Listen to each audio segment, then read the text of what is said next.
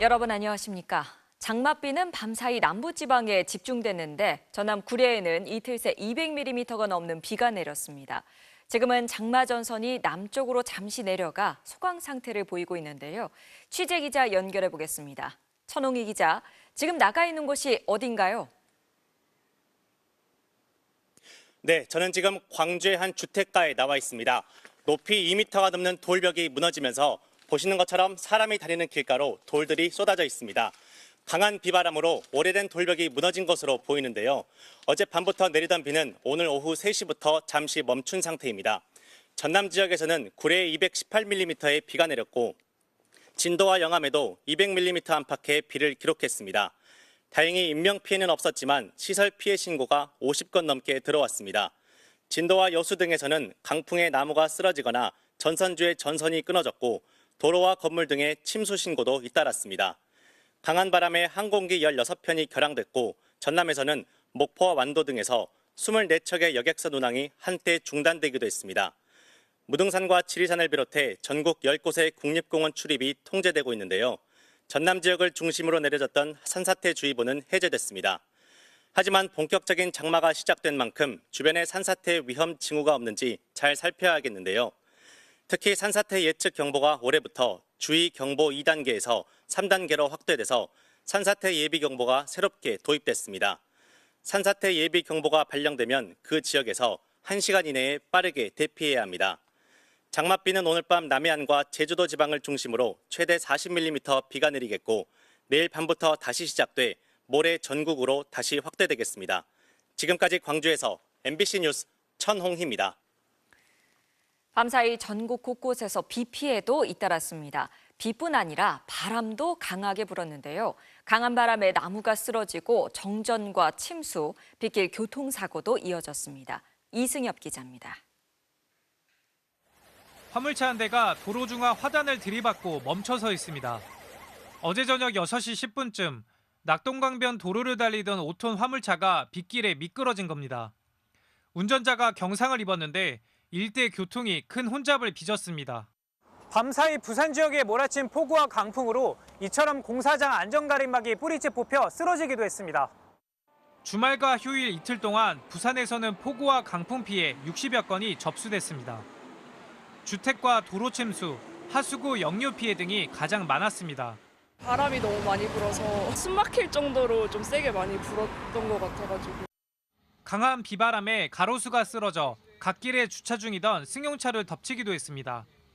또 경기 가평군에서 불어난 강물에 한 남성이 고립됐다가 2시간 반 만에 구조됐는데 한국에 여행을 온 영국인으로 하천을 구경하다 사고를 당했습니다. 새벽 3시 반쯤 강원 춘천시의 한 아파트 단지 공사 현장에서 흙더미가 무너졌습니다. 무너진 흙더미가 인근 주택 3곳을 덮쳐 주민 4명이 급히 몸을 피하기도 했습니다. 엄청 놀랐어요. 어제 진짜 1시 반에 안 깼으면 우리 죽었는지도 몰라요. 대문이 안 열리는 거예요. 우리 애나빠가 난닝구 바람에 옷도 못 입고 뛰쳐나왔어요. 정전 피해도 잇따랐습니다. 오전 7시 반쯤에는 경남 창원시 월영동 일대 86세대의 전기가 끊겼다가 3시간 40여 분 만에 복구됐습니다.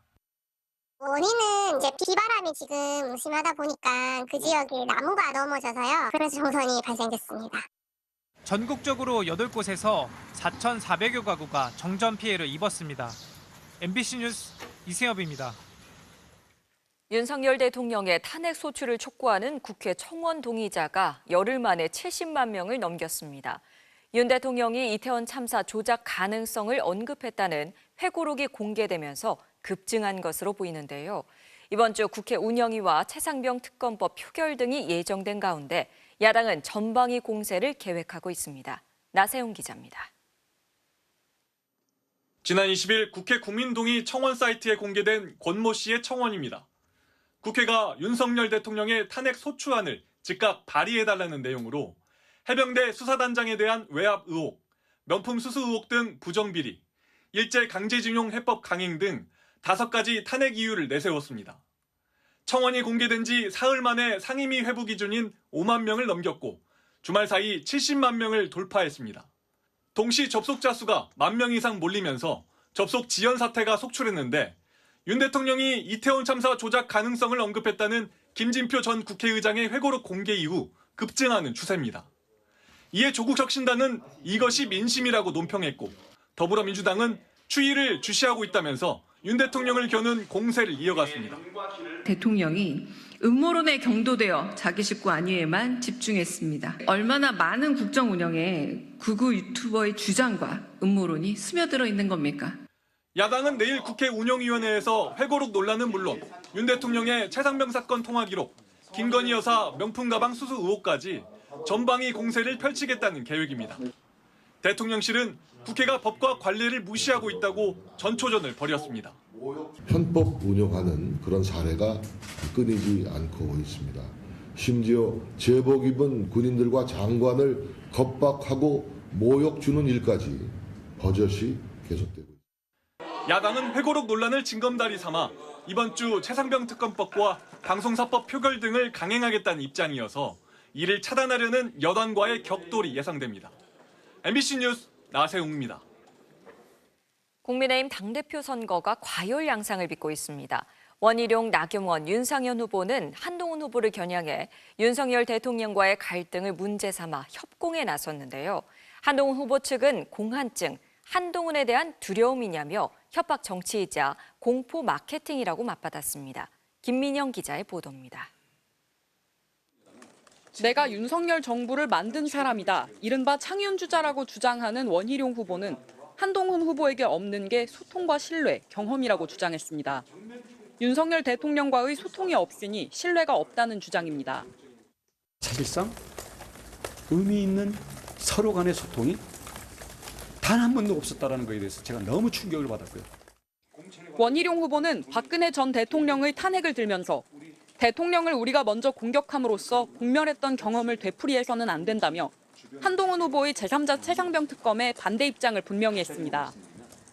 어제 사익을 위한 배신은 다른 차원이라고 했던 나경원 후보는 최상병 특검 제안을 철회하라고 거듭 요구했습니다. 나 후보 캠프 측은 개인의 연을 쉽게 버리는 자가 어찌 공적인 연을 중히 대할 수 있겠냐며 공세 수위를 높였습니다.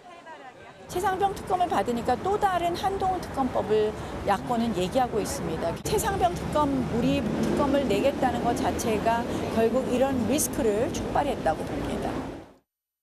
전륜이 된 배신의 정치는 결코 성공할 수 없다며 한동훈 후보를 직격했던 윤상현 후보도 이른바 윤한 갈등설을 띄우는 데 주력하고 있습니다. 대통령하고의 신뢰가 있어야 됩니다. 무신이면 불리입니다. 신뢰가 없으면 바로 설 수가 없습니다. 다른 주자들이 배신자 공세에 열을 올리자 한 후보 측은 강하게 반발했습니다. 한동훈 후보가 두려운 공한증이냐면서 악의적인 배신 프레임은 심판에 직면할 것이라고 맞받았습니다. 그러면서 원희룡 후보를 겨냥해 스스로 정치 행보를 되돌아보라고 비판했습니다. 지금 배신을 가장 많이 말씀하시는 분은 박근혜 탄핵을 주장했던 분이고요. 탈당해서 광역단체장 출마를 했던 분이고요. 새 후보가 윤한 갈등을 부각시키며 협공에 나선 건 당심에서만큼은 한동훈 후보를 이겨야 한다는 절박함 때문인 걸로 보입니다. MBC 뉴스 김민영입니다.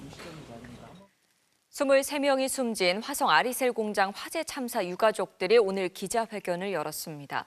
사측이 안전 보건 교육을 제대로 하지 않아 비상구가 어딘지도 몰랐다며 철저한 진상 조사를 요구했습니다. 경찰과 고용노동부도 수사에 속도를 내고 있습니다. 고병찬 기자입니다. 아리셀 공장 화재 참사 유가족들이 손팻말을 든 채 화성시청에 마련된 분향소 앞에 모였습니다. 제대로 된 진상규명 책임자를 처벌하라! 처벌하라! 처벌하라! 처벌하라! 참사 피해자 23명 가운데 20명이 속한 유가족 협의회는 정부와 회사를 상대로 8가지 요구안을 내놨습니다. 참사 원인을 밝히는 진상조사에 유가족이 추천하는 전문위원을 반드시 참여시키는 등 대책 마련을 촉구했습니다. 대통령 일단제밖에 없어요. 진상조사 철저히 밝혀서 유가족들의 아픔을 조금이라도. 특히 유가족들은 아리셀 측이 위험한 환경에서 일하는 노동자들에게 안전교육도 제대로 하지 않았다는 주장을 이어갔습니다. 저희 거기 회사에 이틀 동안 출근을 했었거든요. 안전교육도 받은 것도 없고요. 그냥 출근하자부터 앉아서 우리는 머리 숙이고 일만 했거든요. 반대편에 출구가 있는지 없는지도 몰라요. 비상구가 어딘지도 몰랐다는 겁니다. 공개된 CCTV에서도 비상구라든지 안전대책이 있었다면 그 짧은 시간이지만 그 시간에 거기에 있지는 않았을 거고 그러면 이런 참사도 저는 없었을 거라고 보여집니다. 잇따른 증언에 경찰과 고용노동부는 사측이 안전보건교육 등에 소홀했는지를 중점적으로 들여다보고 있습니다. 산하안전보건법상 사업주는 내외국인 구분 없이 정규직 노동자는 반기별로 12시간 이상, 일용직은 채용 시 1시간 안전보건교육을 해야 합니다. 고용노동부는 아리셀 직원과 안전보건 책임자 등 5명을 참고인으로 불러 조사했고 경찰도 안전교육이 미비했다는 취지의 진술을 확보해 관련 압수물 등을 분석하고 있습니다. 국회 환노위 소속 박홍배 의원실 등은 아리셀 공장이 지난 3년간 위험성 평가 우수사업장으로 인정받고 산재보험료도 감면받았다고 밝혔습니다. 유족을 만난 이상민 행정안전부 장관은 신속한 진상규명을 약속했고 당정은 산업재해 보상보험금을 빠른 시일 내 지급하겠다고 밝혔습니다. MBC 뉴스 고병찬입니다. 내일부터 휘발유와 경유 등 기름값이 오른다는 소식에 오늘 미리 기름을 채워둔 분들 계실 텐데요. 정부가 유류세 인하폭을 축소하기 때문인데 서민들의 부담은 그만큼 늘게 됐습니다. 박윤수 기자의 보도입니다. 주변보다 기름값이 싼 것으로 알려진 경기도 고양시의 주유소. 비가 내리는 휴일 오전부터 미리 주유하려는 차량들이 긴 줄을 만들었습니다. 예, 한 20분 기다렸던 것 같아요. 내일부터 기름값 오른다고 해서. 오늘까지는 이 가격이고 내일부터는 아마 한 30원 정도 오르지 않을까. 정부는 당초 이달 종료될 예정이었던 유류세 인하 조치를 8월 말까지 2달 더 연장하는 대신 인하폭을 줄이기로 했습니다. 이에 따라 내일부터 휘발유는 리터당 41원, 경유는 38원의 유류세가 추가 반영되고 기름값도 오르게 됩니다. 오늘 전국 주유소의 평균 휘발유 가격은 리터당 1,670원이었지만 유류세 인상분을 전부 반영하면 단숨에 1,700원대에 진입하게 됩니다. 무엇보다 최근 국제유가가 상승세로 돌아선 만큼 당분간 기름값 상승은 불가피해 보입니다. 기름값 상승 요인이 이미 발생한 데다가 유류세 환원분 인상 효과까지 겹쳐서 한 7월 중순까지 대략 한 2주, 3주 정도는 국내 기름값도 강한 오름세가 보일 것으로 예상을 하고 있습니다. 7, 8월 폭우와 폭염으로 농산물 가격 급등이 우려되는 상황에서 기름값 인상은 서민들의 물가 부담을 가중시킬 수 있습니다.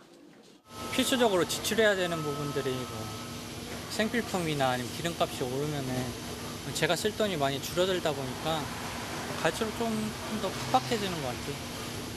정부는 국민들의 유류비 부담과 유가, 물가 동향 등을 고려해 8월 중순쯤 유류세 인하 조치를 더 연장할지 유류세 인하폭을 추가로 축소할지 등을 결정할 예정입니다. MBC 뉴스 박윤수입니다. 오후 3시 반까지였던 우리나라 원달러 외환시장 거래 마감 시간이 내일부터 새벽 2시까지 연장됩니다. 이에 따라 국내 투자자들도 야간에 미국 주식과 채권을 매수할 경우 임시 환율이 아닌 실시간 시장 환율로 자유롭게 환전할 수 있게 됩니다. 다만 원달러 외 이종 통화 간의 거래 시간은 현행대로 유지됩니다.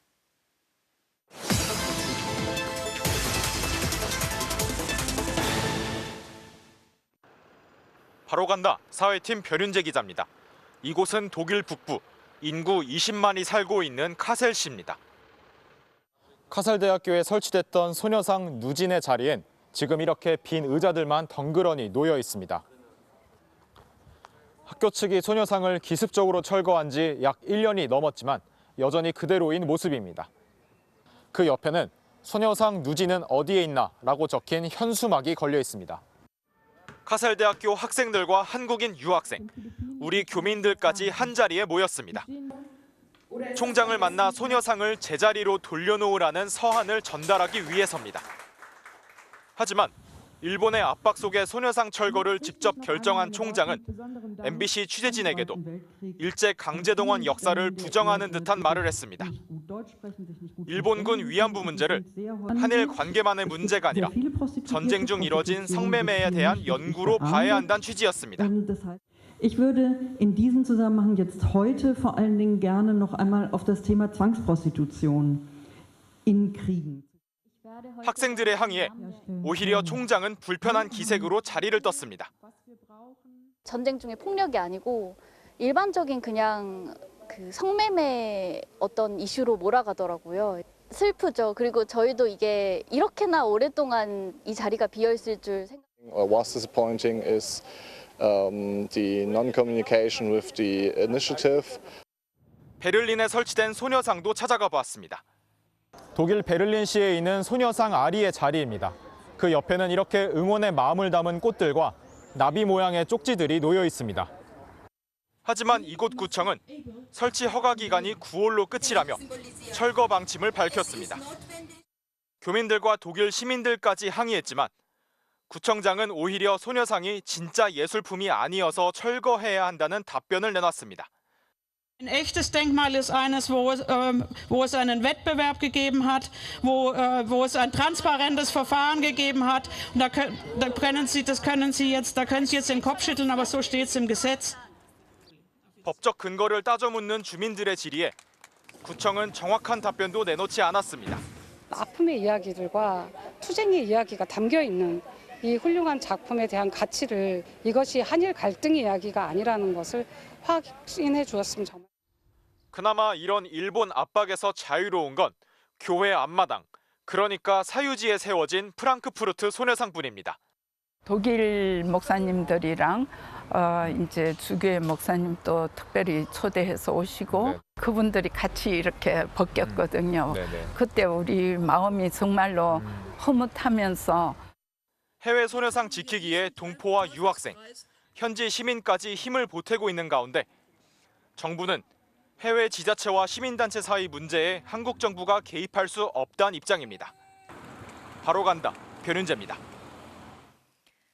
운전대를 잡지 않아도 스스로 운행하는 자율주행차. 전국 곳곳에서 시험 운행 중인데요. 서울의 심야 자율주행 버스는 넉 달 만에 6,400명이 이용하기도 했습니다. 최근엔 돌발 상황에도 직접 대응해서 운전자가 아예 필요 없는 레벨 4 수준의 차량까지 도로주행 연습을 시작했습니다. 오유림 기자가 그 테스트 현장을 다녀왔습니다. 버스 정류장 옆 횡단보도에 사람이 나타나자 차량이 정지선에 멈춰섭니다. 운전석엔 사람이 없습니다. 스스로 상황을 판단해 운행하는 자율주행 레벨 4 차량입니다. 저희가 자율주행이 불가피한 경우에는 관제센터에서 직접 원격 주행으로 자율주행 시스템에 접속을 하여서 이동을 진행을 하도록 하고 있습니다. KCT는 자율주행 기술을 개발하는 스타트업 기업들이 안전성을 점검하는 곳입니다. 이곳에서 평가를 마친 레벨 4 차량은 지난 10일 처음 일반 도로로 나섰습니다. 도로 인증까지 통과하면 이제 실제 이용객을 태우고 운행을 시도합니다. 인력을 구하기 어려운 모빌리티 시장에 사람이 없이도 운행할 수 있는 서비스를 제공할 수 있을 것 같고 또 한편으로는 비용 절감도 될. 돌발 상황에 대비해 운전자가 탑승해야 하는 레벨 3 수준의 자율주행 차량은 이미 대중교통으로 시범 운행 중입니다. 다음 정류장은 종합운동장입니다. 경기도 안양에서는 18인승 버스가 일부 노선을 다니고 인천공항의 셔틀과 대구의 택시, 또 20톤 화물 트럭도 도로를 누빕니다. 경복궁과 청와대 일대를 오가는 자율주행 버스도 다음 달 1일부터 대중교통으로 편입됩니다. 다만 국내 자동차 업계에서 레벨 3를 갖춘 전용 차량이 아직 상용화되진 않은 상황입니다. 시판 단계에서 좀 주저하는 그런 면이 있어서 아직은 상용화에 이르지 못했다고 볼 수 있는 거고, 교통사고를 줄여서 국민이 안전하게 지낼 수 있는 그런 여건을 만들자는 취지가 강해서 지난 2016년부터 임시 운행 허가를 받은 자율주행차는 440대에 달합니다. MBC 뉴스 오유림입니다. 높은 임대료와 인건비로 악명 높은 미국 뉴욕에서 가상종업원이 인기를 끌고 있다고 합니다. 뉴욕보다 임금이 훨씬 낮은 나라의 직원을 종업원으로 고용하고 그 나라에서 화상으로 일을 하게 하는 건데요. 그러니까 약 13,000km 떨어진 필리핀에 있는 직원이 화상으로 뉴욕에 있는 가게의 손님을 맞이합니다. 임경아 특파원이 현장에 다녀왔습니다. 뉴욕 퀸즈에 있는 한 만두 가게. 주문받는 곳에 직원 대신 작은 모니터가 있습니다. 환하게 웃으며 손님을 맞이하는 건 지구 반대편 필리핀에 있는 종업원입니다. Would you like it with dry noodle or soup noodle? Soup noodle, please. Okay, got it? 화상회의 플랫폼으로 연결해 뉴욕 식당에서 일하는 가상 종업원입니다. What time is it now? Currently, it's already 4:58 a.m. here in the Philippines. 손님들은 대체로 긍정적인 반응입니다. I'm glad that there's someone like on the kiosk. But if you have any questions, it's kind of great to have someone there. 실제 사람이 응대하는 서비스여서 무인 단말기 사용이 익숙하지 않은 소비자들도 쉽게 이용할 수 있다는 점이 가장 큰 장점입니다. And people have questions regarding the portion size, allergy information. Those are things kiosks don't answer. It's a service to add hospitality to the kiosk. 이런 서비스가 등장한 가장 큰 이유, 높은 임금 때문입니다. 뉴욕시 최저임금은 시간당 $16, 우리 돈 약 22,000원이 넘습니다. 반면 아시아에 있는 가상 종업원이 받는 돈은 시간당 약 3에서 $4, 4분의 1 수준입니다.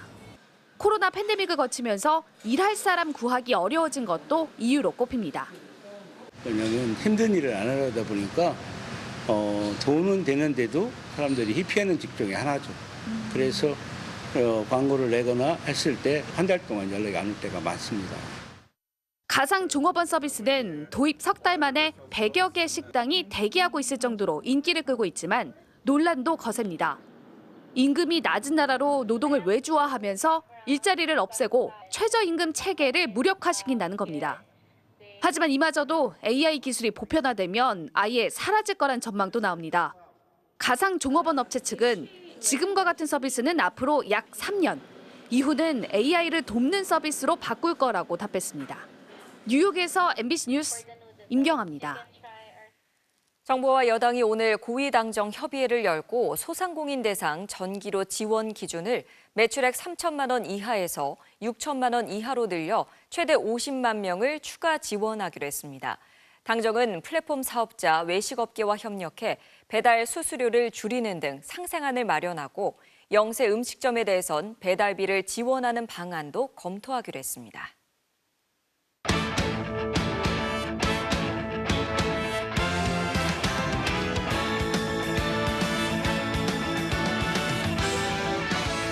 일요일 밤 스포츠 뉴스입니다. 홍명보 울산 감독이 축구대표팀 차기 사령탑에 대해 사실상 거절 의사를 밝혔습니다. 표류하고 있는 대표팀 감독 선임 작업에 대해선 축구협회를 작심한 듯 비판했습니다. 손장훈 기자가 보도합니다. 클린스만 감독이 경질된 이후 최근까지 후임 사령탑 유력 후보로 거론된 홍명보 감독. 오늘 포항전을 앞두고 취재진과 만나 협회에서 나보다 경력과 성과가 뛰어난 분들을 데려오면 자연스럽게 내 이름은 나오지 않을 것이라며 내 입장은 같으니 팬들께서는 걱정하지 않으셔도 된다고 잘라 말했습니다. 홍 감독이 거절 의사를 밝히면서 다시 외국인 감독 선임 쪽으로 선회할 가능성이 커진 겁니다. 홍 감독은 특히 정혜성 전력강화위원장의 사퇴를 놓고선 작심한 듯 협회 행정을 비판했습니다. 협회 고위직 행정직원을 포함해 아무도 정혜성 위원장을 지원해주지 않은 것 같다며 개인적인 이익을 위해서 행동한 사람이 있다면 협회엔 발전이 없다고 직격했습니다. 홍명보 감독은 선두권 경쟁 중인 포항과의 동해안 더비에선 웃지 못했습니다. 포항은 전반 2분 홍윤상이 그림 같은 논스톱 슈팅으로 선제골을 터뜨리며 앞서갔고 17분 뒤 이호재가 페널티킥 추가골을 뽑아냈습니다. 이후 울산의 추격을 한 골로 막아낸 3위 포항은 2대1 승리를 거두고 2위 울산의 승점 1점 차로 따라 붙었습니다. MBC 뉴스 손장훈입니다. 축구대표팀 수비수 서령우 선수가 오늘 세르비아 명문 즈베지다에 공식 입단했습니다. 서령우는 오늘 3+1년 조건으로 즈베지다와 계약을 맺고 공식 입단했습니다. 이적료는 22억 원 수준으로 알려졌습니다. 등번호는 대표팀 동료 황인범이 지난 시즌 받았던 66번. 66번을 양보한 황인범은 이제 6번 했습니다. 가장 기대하는 건 챔피언스 리그라고 하는데요. 수술을 받은 어깨가 빨리 회복된다면 시즌 초부터 꿈의 무대를 뛸 수 있을 것 같네요. 인범이랑 소통을 많이 했고 챔피언스 리그에서 좋은 결과를 내는 게 제 개인적인 목표인 것 같습니다. 프로야구 SSG 최지훈 선수의 호흡입니다. 안타인 줄 알았던 두산 이승엽 감독 표정이 순간 굳어버리네요. 일요일 밤 스포츠 뉴스였습니다.